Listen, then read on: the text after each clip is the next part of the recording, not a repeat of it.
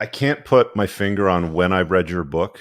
I believe, if I'm not mistaken, I was at an airport at a layover, and I had about 5 hours between flights, and I just picked up your book at the airport bookstore, and it was a bit of an eye opener, because my entire life, as a young man, they always told you, go to school, get good grades, take accounting courses, learn business, blah blah blah. And along comes this book called Rich Dad, Poor Dad, where there's one dad that does it wrong and one dad that does it right. And the guy that does it wrong happens to be your dad. And the guy that did it right was, the character that you created in the series. How did you come up with that notion of the Rich Dad, Poor Dad concept? Well, it's a true story. When I was 9 years old, I grew up in Hilo, Hawaii, which is the farthest city south, 19.5 latitude, north latitude. And I moved from one part of town to another part of town. My father was the head of education, poor dad. And there were two schools side by side, one right across the street from each other. And one school was for rich white kids. The other school was Union School, which was for immigrant kids. And so, Hawaii is a plantation state. So kids came from all over the world, Asia, China, Portugal, Philippines. Hmm. So the kids I should have been with were at Union School for unionized. And Riverside School was for rich white kids, or primarily the rich kids who were primarily Chinese. Hmm. So Chinese and whites. And I'm going to this little small school across the street from where I should be going. And the first thing I noticed, they all had nice bikes, and I had this old piece of shit $5 bike. And I wanted to know at that point at 9, I said, how come some people are rich and how come some people are poor? You're 9 years old, you want to know. So I asked my school teacher, her name was Mrs. Baptiste. She could have played the Wicked Witch of the North, but anyway, she trashes me for, the love of money is the root of all evil and all that Oh, stuff. here we go. That's where it started. Wait a minute. And I said, it may be evil to you, but it's not evil to me. And so I go to my poor dad and ask him the same question. I said, how come we don't learn about money at school? And to me, it was a normal question. And he said, well, we don't teach money at school. And I said, that's strange. So he says, but if you want to learn about money, talk to your best friend's father. And that was Mike's father. And he was Chinese. He never went to school. And he never went to school because his father died. And he had to take over the family store at 13. So he got on the job training, if you know what I mean. Mm-hmm.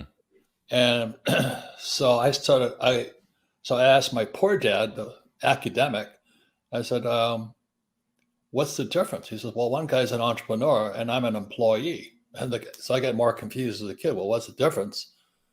And it says an entrepreneur must know about money and employees don't. And I just thought that was very, very strange. But that's where the story started. So I had to go work for my rich dad for free. Mm-hmm. And he had restaurants and hotels and all this stuff. And he would teach me, reason you work for free, because if I pay you, you'll start programming yourself to think like an employee. And as entrepreneurs don't work for money. And I was getting more confused. And so finally, he's teaching me playing Monopoly. So I work for free, and he spends about an hour a week playing Monopoly with his son and me. And so finally, I asked him, I said, why are we playing Monopoly? And he said, well, because one of the greatest, there's millions of ways. He says, there's a million ways you can go to financial heaven. There's different ways. But one of the best ways is on Monopoly. And I said, what's the formula? He said, 4 greenhouses, 1031 tax deferred exchange into a red hotel. I went, what? He says, it's right in front of you. And this is a lesson for everybody. Wealth is always right in front of you. Sometimes you just can't see it. Mm-hmm. So when I was 19, I go to school in New York. I got nominations to Naval Academy and to Merchant Marine Academy. I took Merchant Marine Academy. And when I came back from New York in 1966, I was, what they call a fourth classman, a plebe. Rich Dad had bought the Red Hotel. So he went from greenhouses to Red Hotel. So I'm observing him working his business plan. That Red Hotel today is the Hyatt Regency on Waikiki Beach. Okay.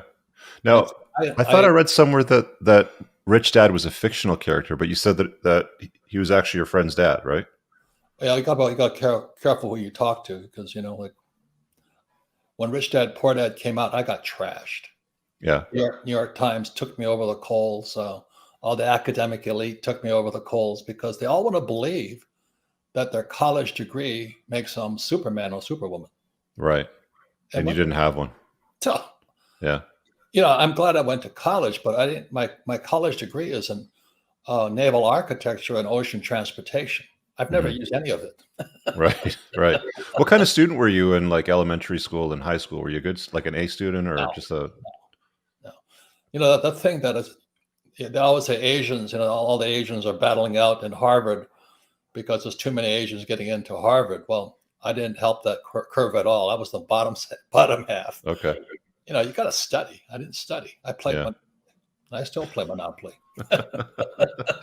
Well, it's not a bad thing. I wasn't a great student either. I mean, I was probably a C average student. In fact, I've told the story before. It's probably been a while since I mentioned it, but my grade 8 teacher couldn't handle me in the classroom. I can't remember what her problem was, but I ended up getting a desk in the vice principal's office for a week, and pretty much for the entire week, he's lecturing me about, if you study and you do everything right, one day you can be sitting at my desk, and you'll be the vice principal of a public school like me. And I don't know what he was getting paid at the time. Nowhere near as much as what I make now, obviously, right? But it's always funny when you get those academics. There's a guy that I met at a conference that once said, "Don't let school get in the way of your education." I guess that's something that you resonate with. Yeah. Yep. Yeah. And then you the went on. funny thing is that because I know you like cars, right? Oh yeah. So all my friends, we McLarens or Ferraris, and we all have different our grade point average on our license plate. So mine was C plus, and my other friend is C minus.